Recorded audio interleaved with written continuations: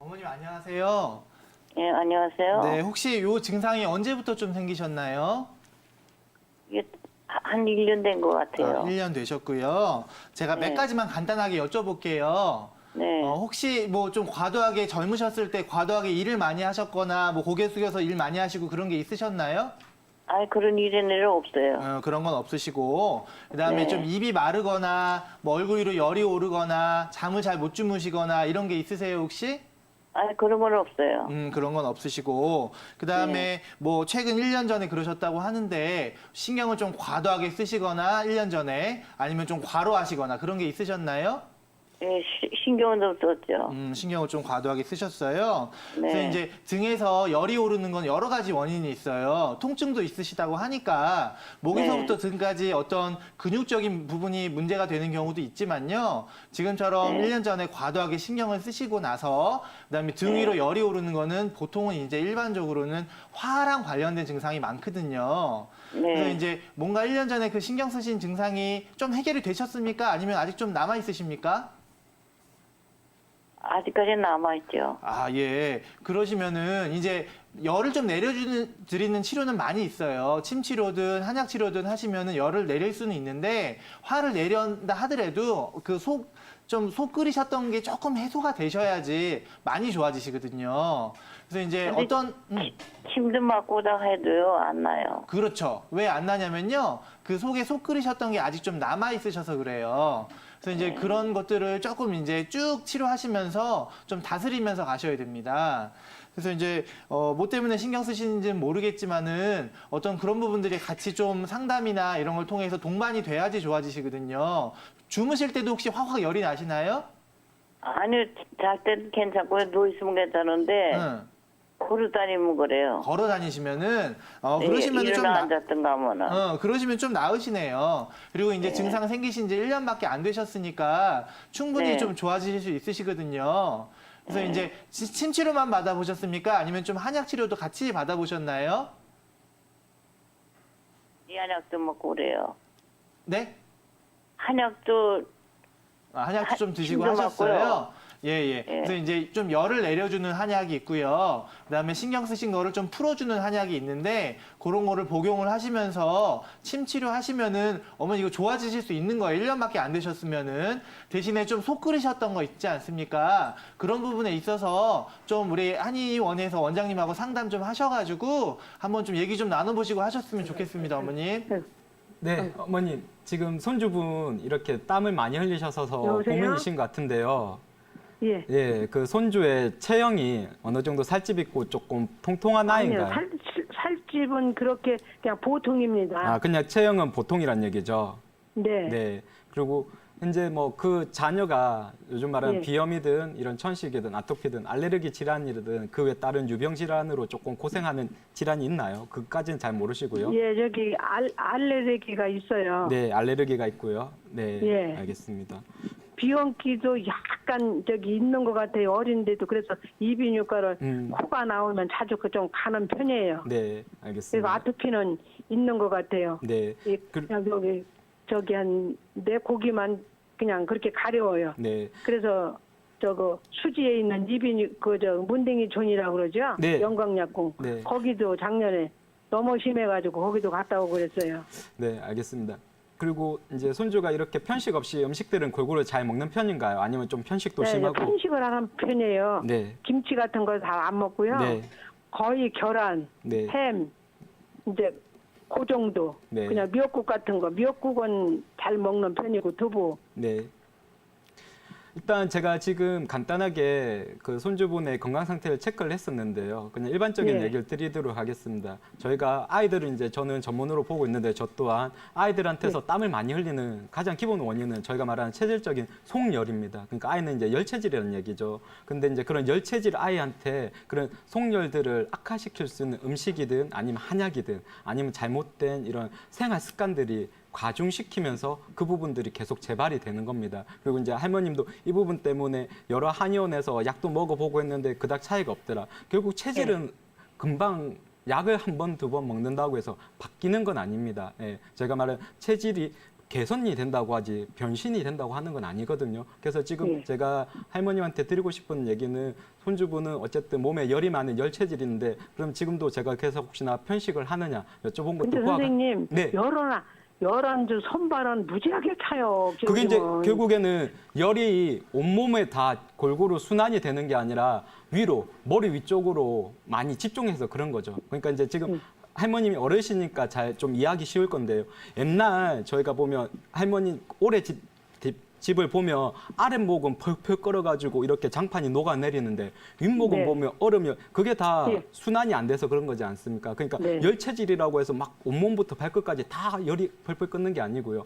열들이 이렇게 제대로 순환이 안 되다 보니까 머리 위는 열이 많아서 땀을 많이 흘리고 반대로 네. 손발은 차고 이게 네. 지금 아이한테서 어떤 건강상의 문제가 생긴 거죠. 이게 일시적인 게 아니라 지금 계속 지속적인 거며 그러다 보니까 아이한테 지금 계속 비염이다, 아토피다 이런 만성 고질 질환들이 자꾸 더 아이가 아닌 사춘기 성인 만성으로 넘어갈 수 있습니다. 그러니까 이 부분은 꼭 어쨌든 좀 가까운 이런 전문 한의원에 가셔서 진료를 보시고 치료를 하시는 게 맞고요. 그러니까 열 체질인데 그 부분들을 지금 순환이 제대로 안 되어 가지고 이렇게 몸에서 엄청나게 언밸런스적인 증상들이 같이 나타나는 겁니다. 그리고 그런 상태가 지금 해소가 안 되다 보니까 아토피든 비염이 계속 만성화되는 상태고요. 그런데다가도 아이의 잘못된 식습관들은 지금 개선이 안 된 상태에서 계속 그 부분에 해로울 수 있는 편식이라든지 인스턴트, 패스트푸드 이런 음식들을 계속 오남용하는 것들은 더 해가 된다는 거죠. 그리고 또 할머님이 이제 요즘에 자녀의 건강을 위해서 홍삼을 꽤 많이 먹는데요. 반대로 네. 이 부분도 아이한테 해가 됩니다. 그러니까 저희가 홍삼이나 인삼은 대표적인 몸의 양기, 그러니까 기운들을 내게 하는 약재들인데 체질에 지금 맞지 않게 홍삼을 그럼 이제 먹는 중인데 또 홍삼 먹으면 안 되나요? 그렇죠. 예, 그러니까 그냥 알기 쉽게 얘기하면 불에다가 기름을 계속 붓는 것밖에 안 됩니다. 아, 그러니까 예. 결국 한의원에서 한의사가 치료를 한다는 거는 그 사람의 체질과 건강 상태, 성장 상태에 맞게끔 치료를 하는 게 핵심 포인트인데요. 근데 일반인들이 그런 전문적인 지식이 없이 뭐가 뭐에 좋더라 그냥 단편적인 지식만 가지고 오히려 해로운 걸 해서 저는 너무 병을 키우는 것들을 한의원에서 많이 보고 있습니다. 특히나 그게 아이들한테는 더더욱 말할 필요가 없겠죠. 그래서 지금 제가 손주 님의 건강 상태를 종합해서 봤더니 몸에 열이 많은데 너무 건강 상태가 제대로 좋지 않아서 순환이 안 되다 보니까 머리는 땀이 많고 손발은 냉하고 그러면서 지금 알러지 질환은 계속 만성화되고 있고 현재 자녀 손주의 건강 상태가 많이 좋지 않으니까 가까운 이렇게 소아 전문 한의원 내원하셔서 다시 한번 상담을 받고 진료를 받아보시는 게 좋을 것 같습니다. 네. 반드시 안 좋은 식습관은 바로 청자분 잡아주시고. 안녕하세요. 네. 네, 지금 어지럼증 때문에 문의 주셨는데요. 10일 전부터 그러셨다고 하셨잖아요. 따로 병원에서 검사 같은 거 좀 해보셨습니까? 예, 이비인후과 갔었죠. 네네. 이비인후과에서 뭐 따로 진단 같은 거 받으신 거 있으세요? 그냥 일반적으로 어지럼증에 먹는 약하고 네네. 뭐 혈액인강 그런 게 탁하면은 어지러울 수가 있다 그랬던가 그런 약 쓰고 해서 약을 옳지 쳐줬어요. 그 정도 상태시고요.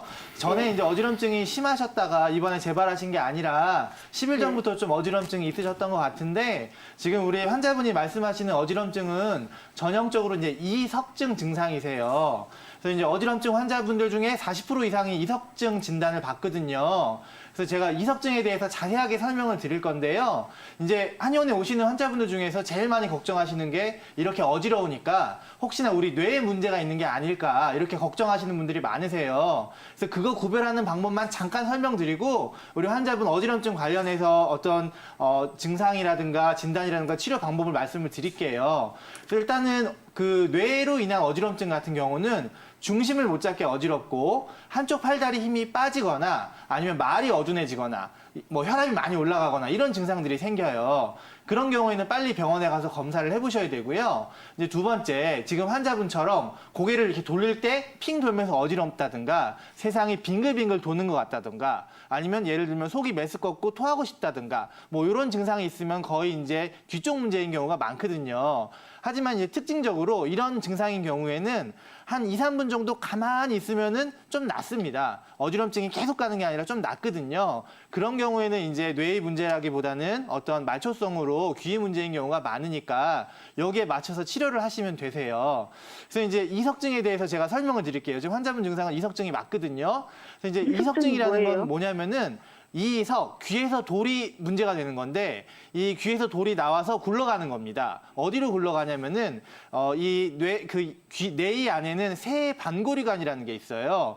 이 뇌 척수액을 통해서 세 가지 반고리관이 있는데 이 뇌 림프액을 통해서요. 근데 림프액을 이제 촉지해주는 섬모들이 많이 있습니다. 반고리관 안에는. 그래서 이제 어떤 이런 림프액의 흐름들을 파악을 해가지고 이 평형을 좌우하는 이런 능력을 하고 있는 게 세 반고리관인데 이런 것들에서 이제 만약에 돌이 굴러 나왔다 하면은 이런 것들이 이제 문제가 되는 거예요. 예를 들어서 우리 이제 핸드폰 같은 거 보면은 핸드폰을 사진 찍을 때 이렇게 찍다가 이렇게 돌려서 찍으면은 갑자기 화면도 같이 돌아가지 않습니까? 이 핸드폰이나 아니면 비행기라든가 아니면 드론이나 이런 거에는 다 이 자이로 센서라는 게 있습니다. 우리 몸의 수평이나 평형을 유지시켜주는 어떤 센서가 있거든요. 그런 작용을 하는 게 우리 이제 귀입니다. 귀에서 이 전정기관이 작용을 하는데 이런 부분에 있어서 귀의 문제가 하나가 있고요. 두 번째로는 이런 중심을 잡아주는 건 이제 눈이 역할을 합니다. 눈이 딱 중심적으로 초점을 잡아주고 나서 그 다음에 이제 귀 문제와 함께 연계시켜가지고 이제 어지럼증이 유발되는 경우가 많이 있어요. 그래서 이제 이 어지럼증이 심한 경우에는 이제 이비인후과나 병원에 가시면은 검사를 하게 됩니다. 어떤 검사를 하게 되냐면요. 이 어지럼증을 유발하는 검사를 하게 돼요. 그래서 이제 어떤 이쪽에 돌이 굴러간다고 하면은 그쪽으로 체위를 변화시켰을 때 이제 눈에 쓰는 고글 같은 게 있어요. 고글을 쓰면은 눈에서 초점이 왔다 갔다 하면서 이제 안진이 생기는 경우가 있습니다. 그런 경우는 아, 이쪽에 문제가 있구나 이렇게 진단을 하고요. 그러면 이제 거기에 맞춰가지고 이제 이석 정복술이라는 걸 합니다. 이 돌 굴러간 거를 바로 다시 맞춰주는 거예요.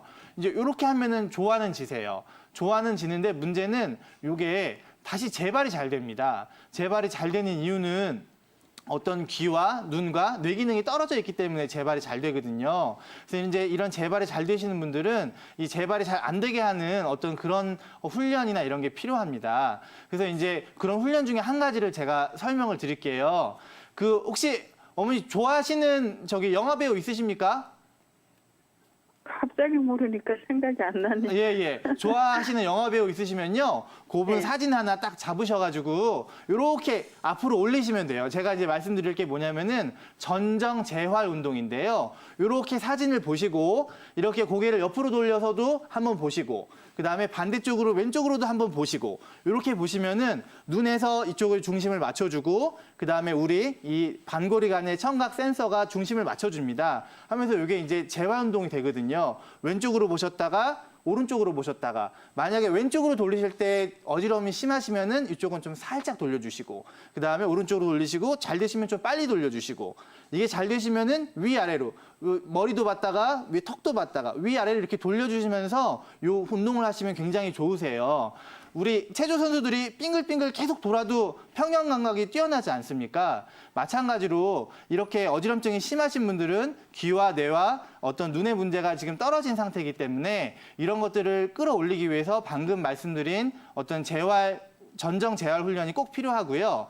그다음에 두 번째로는 뇌나 귀의 기능을 끌어올려야 됩니다. 컨디션을 끌어올리는 데는 한약만큼 좋은 게 없거든요. 그래서 몸 컨디션이 떨어지신 거는 한약으로 끌어올려 주시고 그다음에 침으로 귀나 뇌의 순환을 도와주고 그다음에 이제 담훈이라는 게 있습니다. 이제 어지럽고 속이 메스껍고 토하고 싶은 증상이 있으신데 이제 담이라는 거는 몸 안에서 생긴 노폐물이에요. 이런 노폐물들이 어떤 귀나 뇌로 갔을 때 문제가 생기는데 그런 경우에 이제 담을 치료하는 그런 이제 약들을 써가지고 치료하면은 좋아지세요. 그래서 결론적으로 말씀드리면 어머님 이제 10일 되셨다고 하셨는데 좋아지실 수 있으시고요. 근데 치료는 조금 길게 보시는 게 좋으세요. 왜냐하면 금방 치료해도 다시 재발이 잘 되니까 조금 몸을 좋아지게 하고 순환을 도와주게 하는 쪽으로 치료를 하시면은 좀 좋아지실 수 있으십니다, 어머님. 아, 이비인후과에서 가면은 그 달팽이관이 빠지면은 그렇다는데 그게 이석증입니까? 그렇죠. 달팽이관이 있고 거기 아까 말씀드린 새 반고리관이 옆에 붙어 있습니다. 그래서 이제 이석 귀에서 돌이 이렇게 나오면은 돌이 굴러가면서 생기는 증상이거든요. 그래서 방금 그 말씀하신 게 돌이- 이석증 같은 그게 말입니다. 돌이 굴러나오는 그게 달팽이관입니까? 네네. 거기서 이제 돌이 아. 새 반고리관으로 굴러갑니다. 아. 네, 그러면 어머니. 달팽이관에 이상이 있는 거네요. 그렇죠. 저기 귀에 이상이 있는 겁니다. 귀에 이상이 있는 거네요. 네네. 그럼 뭐 이비인후과로 가야 되네요. 이제 이비인후과에서 체위 정복술을 하셔도 되고요. 한의원에서도 충분히 침 치료나 한약 치료를 통해서 좋아지실 수 있거든요. 이비인후과 한번 갔다 오셨으니까 한번 한의원 가셔서 상담을 받아보시는 것도 좋으세요. 네, 어머님. 네, 한의원 방문하면 어떤 치료를 받을 수 있는지 박소영 원장님 좀 더 이야기해 준다니까요. 좀 더 이야기 들어보세요. 네.